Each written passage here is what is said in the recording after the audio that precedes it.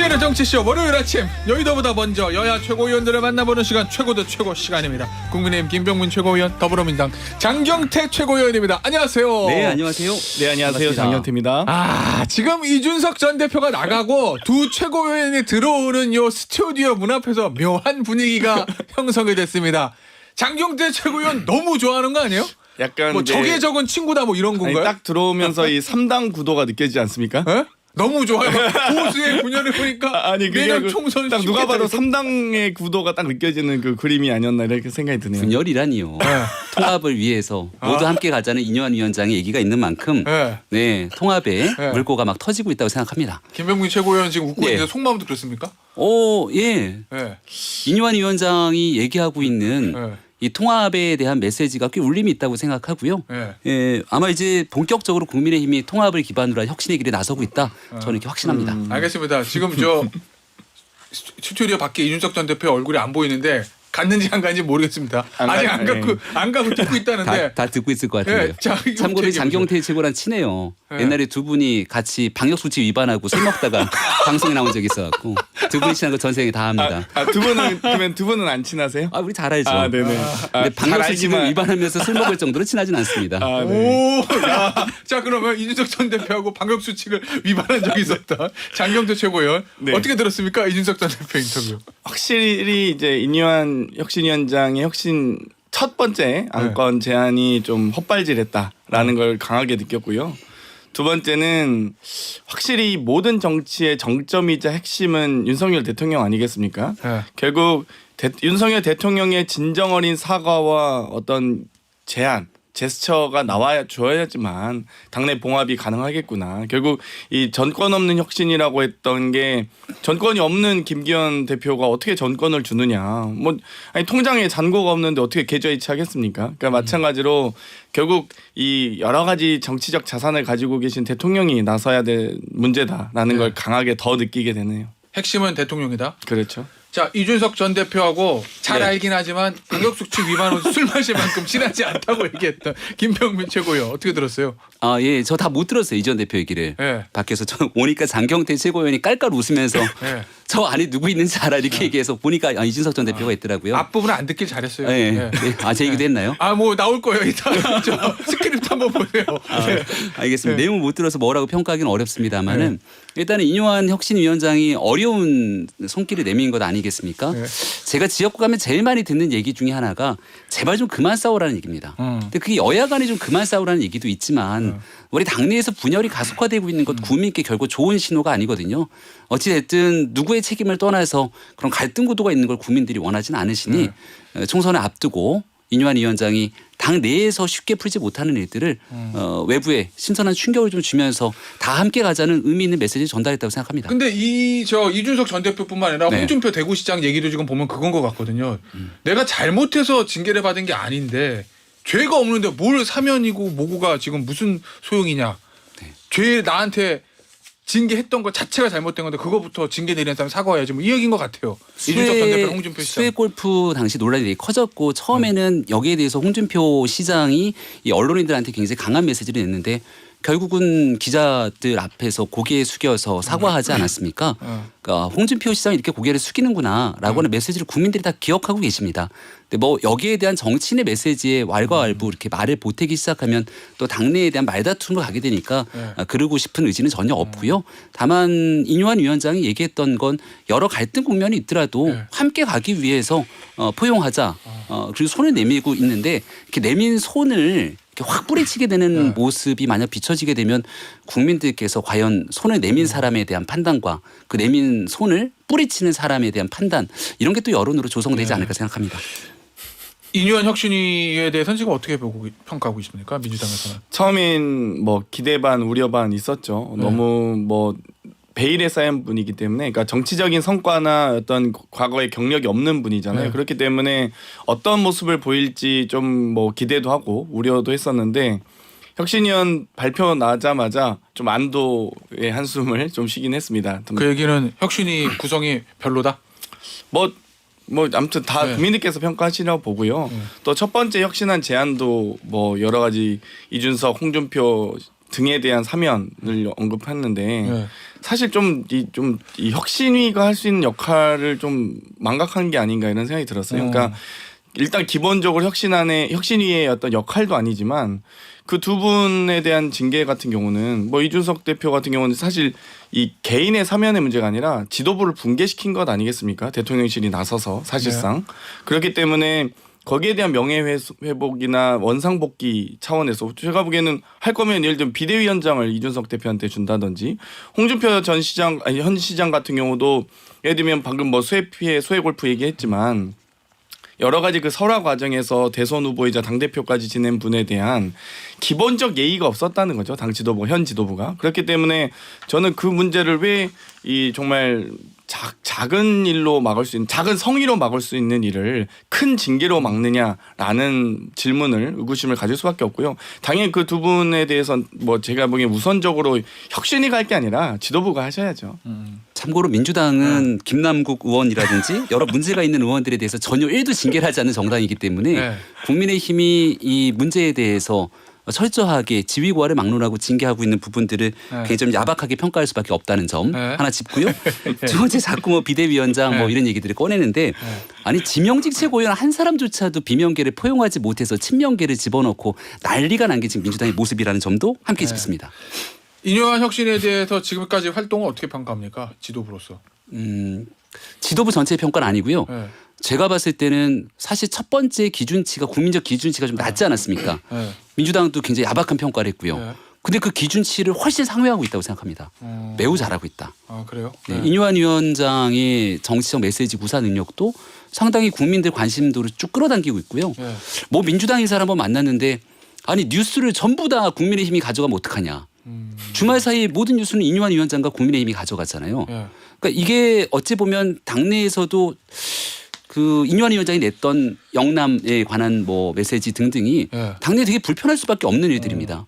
또 대놓고 김기현 대표 실명까지 언급을 해서 네. 일각에서는 뭐 짜고 치는 것 아니야라고 했는데 제가 바로 옆에서 지켜보기에는 짜고 치기는 무슨 이게 살아있는 드라마처럼 움직이고 있거든요. 그래서 인요한 위원장이 지난 보궐선거 3패 이후로 영남 중심 정당처럼 비춰지는 국민의 힘을 좀 환골탈퇴시켜서 수도권 중심 정당으로 체질 개선했으면 좋겠다라고 하는 국민적 요구들을 아주 적절하게 여러 메시지 활동으로 구사하고 있다고 생각합니다. 자 그래서 그거 말이에요. 지금 얘기하신 영남 중진 서울 출마론, 수도권 출마론. 스타. 네, 영남 스타라고 할게요. 자 그래서 먼저 김기현 대표하고 주호영 전 원내대표 이 얘기를 좀 꺼냈던데 그건 어떻게 네. 평가합니까?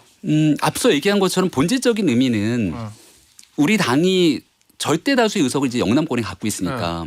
근데 이대로 가서 총선 치르면 수도권은 참패하고 또 영남만 사는 거 아니야 이런 위기감이 있죠. 네. 내년 총선에서 과반 의석 확보하지 못하면 윤석열 정부 정말 어려워지고요. 네. 수도권에서 의석 확보하지 못하면 과반 의석은 어림없는 얘기입니다. 근데 이걸 어떻게든 메시지를 주면서 정리하고 끌고 나가야 되는데 그런 측면에서는 굉장히 시의적절하게 메시지를 던졌다 생각하고 다만 이제 실명을 하나둘씩 거론하면 반발이 커질 수 있잖아요. 그러니까 중간에 살짝 한 발 빠지면서 그래요? 이거는 내가 그 사람들을 거론한 게 아니고 네. 지도부가 해야 될 일이라고 또 공을 약간 던지기도 하거든요. 그리고 국민들 보시기에는 이 당이 변하려고 하는 의지가 있구나. 이제 막 시작한 지 일주일이 채 되지 않았는데도 그 정도의 변화 방향성들을 국민께 전달하는 그 취지 자체로 성공이라고 생각합니다. 어떻게 봐요? 저 민주당 입장에서 보면 저 뭐 국민의힘발 영남 중진 영남 스타 서울 출마는 그냥 성공할 것 같습니까? 측근 공천, 검사 공천을 위한 전초 작업이라고 보고요. 네. 이 사실 이제 뭐 두 분도 더 잘하시겠지만 이 예선이 어려우면 본선이 쉽고요. 네. 예선이 쉬우면 본선이 어렵습니다. 마찬가지로 영남에서는 경선이 아마 치열할 것이고 본선이 상대적으로 쉽겠죠. 뭐 우호적인 지형이 있으니까 정치적 지형이 있으니까 수도권 같은 경우는 아마 상대적으로 영남보다는 경선이 좀 쉽지만 본선이 어려운 것 아니겠습니까? 마찬가지입니다. 그렇기 때문에 선거 방식도 다르고 아마 각각 후보가 가지고 있는 경쟁력도 다르다고 생각하거든요. 그러니까 예를 들면 저는 호남이든 영남이든 마찬가지로 무조건 수도권 출신 의원만이 경쟁력 있는 의원이고 뭐 의정활동을 무조건 잘한다 이렇게 생각하지는 않습니다. 네. 각각의 또 장점과 뭐 경쟁력들이 다르거든요. 그런데 그분들이 어쨌든 영남에서 이 어쨌든 정치적 지형이 좋은 지역에서 이 정치적으로 성장해 왔던 분들인데 그 정치적 자산을 깡그리 무시하고 타 수도권으로 가서 전멸하라. 이거 자체가 저는 그게 과연 혁신인지 왜 본질인지도 모르겠고요. 그리고 아마 이 김병민 최고위원처럼 이제 수도권에서 출마를 준비하고 있는 분과 영남에서 출마 준비하는 분과는 완전 생각이 또 다릅니다. 그렇기 때문에 제가 보기에는 혁신의 이 지점이 좀 다르지 않을까. 그리고 유일하게 그나마 지금 스타성이라고 했지만 지금 하태경 의원님 네. 지금 3선이셔서 이제 수도권 출마하시겠다 했는데 그럼 김기현 울산 지역이시죠. 김기현 대표님, 윤지혁 원내대표님, 뭐 장재현 의원님 이런 분들 다 부산 불경이기 때문에 뭐 TK도 있지만 어떻게 하실지 이런 부분들 먼저 생각하시는 게 좋을 것 같습니다. 앞서 요 얘기하면서 검사 공천 얘기 잠깐 했잖아요. 그 얘기는 소위 말하면 대통령 주변에 있는 측근들 또는 대통령실 출신들을 전략 공천하기 위해서 거기를 비워놓는 작업이다. 저는 그 검사분들께서 네. 일단 수도권 나오시길 바라고요. 기본적으로 뭐 물론 이제 원내 당협위원장으로 당을 위해 선신하신 국민의힘 당협위원장님들에겐 좀 안타까운 얘기지만 어찌되었건 뭐 대통령이 강력한 의지를 가지고 공천하겠다고 하면 어쩌겠습니까? 뭐 물론 이제 당내 당원 당규상 경선을 거쳐야겠죠. 그런데도 불구하고 저는 매우 극히 일부만 수도권 출마할 가능성이 매우 높다. 다 영남 갈 것이라고 봅니다. 그러니까 저 네. 얘기를 지적하는 장경태 최고위원이 했던 이 얘기를 지적하는 일부 언론의 시각들도 있더라고요. 네, 민주당의 상황을 바라보 누군가를 채우기 위한 사전 정치 작업이다. 우리 정치권이 그동안 해왔던 퇴행적인 모습을 기억하면서 내는 메시지 하나. 두 번째는 민주당이 얘기하는 건 자당의 모습이 그러니까 거울을 보듯이 하는 게 아닌가. 수박색출한다 그래서 지금 친명계 의원이 아닌 지역에 막 가갖고서는 사람들이 문제를 제기하고 예. 그리고 비명 의원들이 있는 지역구에서 이 친명을 위시하는 사람들이 출마하려고 하는 모습들 이런 걸 비추어서 자꾸 국민의힘을 비난하려고 하는 것 같은데 국민의힘은 제가 지도부로 있으면서 느끼는 건 만약에 무리하게 공천 파동이 있는 과거에 잘못된 악습을 반복하기 시작하면 총선 망합니다. 그럼 과반에서 못 가져오고요. 앞서 말한 것처럼 윤석열 정부 성공이 어렵습니다. 그래서 이걸 합리적으로 잘 지켜내기 위한 노력을 할 거다라는 말씀을 드리고 말씀하신 것처럼 영남 뭐 스타원들이 국민들이 이름을 들으면 확 알만한 분들이 이렇게 많지는 않잖아요. 뭐 그렇죠. 네. 하지만 이제 인유한 위원장이 하고 싶었던 얘기는 제가 느끼기엔 그렇습니다. 선거가 되면 자이든 타이든 뚜껑을 열어보면 한 40%가량의 물갈이들 인적쇄신들이 일어나거든요. 이거를 어떻게 감동 있는 드라마를 만들어내면서 교체할 것인가가 성공의 성패를 가늠짓는 가늠자입니다. 그걸 위해서 할 수 있는 기준점들을 제대로 성립하겠다는 게 인유한 위원장의 뜻이 아닌가 싶습니다. 알겠습니다. 저는 짧게 한 말씀만 광고 듣고 하면 광고 네, 듣고 알겠습니다. 2부에서 계속 할게요. 네. 1부에 이어서 최고 대 최고 계속 좀 진행을 해보도록 하겠습니다. 자, 김병민 최고. 예. 그 영남 중진, 영남 스타 네. 서울 출마론에 대해서 좀 부정적으로 보는 시각은 이런 시각도 있더라고요. 저 언론 보도를 보니까 쓸 수 있는 카드가 별로 없어. 그 예를 들면 김기현 대표하고 주호영 전 원내대표 얘기를 인유한 위원장은 했지만 그 외에 수도권 주민들이 하면 다 알 수 있는 전국적 지명도를 가진 의원들이 누가 있냐. 별로 수도권에 도움이 안 된다. 네. 라는 얘기를 애석하지만 수도권을 다 포함해서 네. 여야를 막론한 국회의원 300명 중에 네. 하면 알만한 국회의원 몇 명 되겠습니까? 제가 봐서는 정말 손가락이 꼽을 거예요. 네. 저도 매일같이 정치 평론도 하고 당에 가갖고서는 최고위 지도부 활동도 합니다만 우리 민주당 의원님들 볼 때마다 이분은 어떤 국회의원이시지? 라고 생각되는 분도 상당히 많고요. 네. 우리 당내에서도 얼굴 볼 때 얼굴이랑 이름이 잘 매치가 안 되는 분들도 있습니다. 네. 국민들 보시기에는 오죽하겠습니까? 그 김병민 네. 최고위원 지금 지역이 광진갑이죠. 맞습니다. 그리고 아마 광진 의뢰 당협위원장은 지금 혁신위원으로 돼 있는 오신환 전 의원인데 예. 만약에 광진 의뢰 김병민 최고위원 내년에 출마하면 같이 라인업을 해가지고 뛸 사람으로 네, 러닝메이트로. 러닝메이트 광진 의뢰 예. 수도권 영남에 있는 한 4선 정도의 중진 의원이 오. 다 와가지고 어이 김병민 최고 나랑 예. 같이 광진에서 해보지. 그럼 좋습니까? 아니면은 별로입니까? 저 같으면 무조건 오신환 위원장이죠. 왜요? 아니, 왜요? 오신환 위원장은 네. 서울시 정무부시장을 했어요. 네. 그 광진을은 누가 뭐래도 오세훈 전 서울시장이 네. 살던 동네고 네. 거기에 대한 애잔한 마음들이 다 있거든요. 네. 아니, 서울시 전폭적인 지원을 광진에 폭탄 투하하겠다 그러면은 주호영 전 원내대표라서 그런 게 아니라 어느 누구보다 오신환 위원장이랑 같이 하는 게 네. 시너지 효과가 크다. 조영 원내대표 얘기 안 수도권 했는데 민심을 대변하는 안 거 했는데 아니에요, 지금 지금? 네? 방송에서는 예. 저희가 쉴 때 조영 대표님 얘기하고 안 했는데 지금 바로 깠네요. 그래요. 번심이 네. 나왔네요. 네. 그러니까 일단은 이게 이제 인효한 위원장이 내뱉은 화두 때문에 여기까지 끌고 온 건데 네. 누구를 가져다가 이 사람을 서울에 와서 경쟁력이 있겠냐 이런 얘기 네. 일환인 거잖아요. 근데 꼭 그런 언급보다도 이 정도로 수도권의 상황이 심각하다. 이 정도 얘기하면 영남에 계신 이제 중진 의원들은 당의 혜택을 또 받으신 분들 아닙니까? 예. 그래서 수도권 중심 정담으로 화끈하게 변화하려고 하는데 거기에 힘 좀 실어라라고 하는 또 다른 메시지로 해석될 수 있지 않겠습니까? 제가 꼭 여기 와라가 아니라. 조금만 말 좀 네. 보태면요. 네. 그러니까 영남 중진 수도권 출마론 그러니까 딱 겉보기에는 좋습니다. 근데 속을 들여다보면 인위적 물갈이 결국 측근 공천을 위한 검사 공천을 위한 전초 작업이라고 말할 수밖에 없고요. 아마도 그렇게 하려면 이 영남 중진들을 수도권으로 보내면서 그 공석인 비어 있는 자리에 결국 경선 없는 공천, 전략 공천, 뭐 단수 공천식으로 할 거라는 예상이 있어서 저희가 그런 우려가 있고요. 그 지점에 결국 신당과 이야기가 맞물리는 겁니다. 그러니까 지금 어찌되었건 뭐 비윤이라서 낙인 찍힌 사람들 또 혹은 뭐 물갈이 대상이 돼서 이렇게 험지 차출되는 분들이 함께 지금 신당 논의가 이루어지면서 이게 좀 뭐 예상보다 큰 지지율을 보이고 있는 거잖아요. 막 17% 넘게 나오는 여론조사도 있으니까요. 결국 그 지점이 12월 말로 특정한 이유는 12월 말에 대장동 특검법과 김건희 특검법이 본회의 통과 예정입니다. 그러면 아마도 그때 대장동 할 때 어땠습니까? 이 거부하는 자가 범인이다 했고 김건희 특검 같은 경우는 여사님이기 때문에 어찌됐건 대통령께서 막 거부권 행사하실지 안 하실지 완전 너무 특수관계인 아니겠습니까? 그럼 그때 만약 거부권 행사하는 순간 아마 이제 뭐 총선 치를 동력이 붕괴된다고 보시는 분들도 꽤 많이 계세요. 그래서 12월 말 1월 초에 신당 창당이 가능하다 이렇게 보시더라고요. 자, 알겠습니다. 저 민주당 얘기 잠깐만 하나 해보죠. 당직 인선 마무리됐잖아요 지금. 네. 저 지명직 최고위원 원래 이제 송갑석 의원 자리였는데 비명기였잖아요. 근데 이번에 새로 들어간 분이 박정현 전 대덕 대전 대덕구청장입니다. 그렇죠. 친명 인사라고 알려져 있는데 비명기 쪽에서는 좀 반발하는 것 같아요. 전혀 친명 인사는 아니시고요. 비명이에요?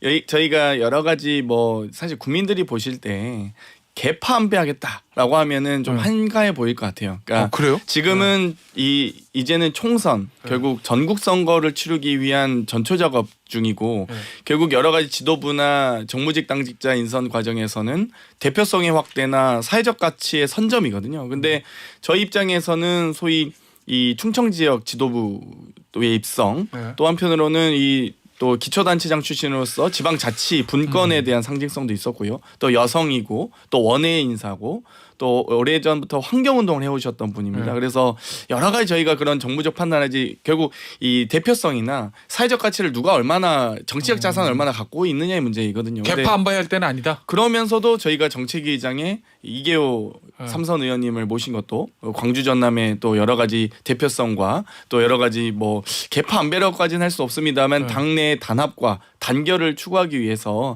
여러 가지 고도의 정무적인 판단한 거다라고 생각하시면 될 것 같습니다. 어쨌든 개파 안배는 고려사항이 아니라는 건데 지역 대표성, 충청 지역의 대표성을 띠고 있고 사회적 가치를 잘 실현하시는 분이 있어요.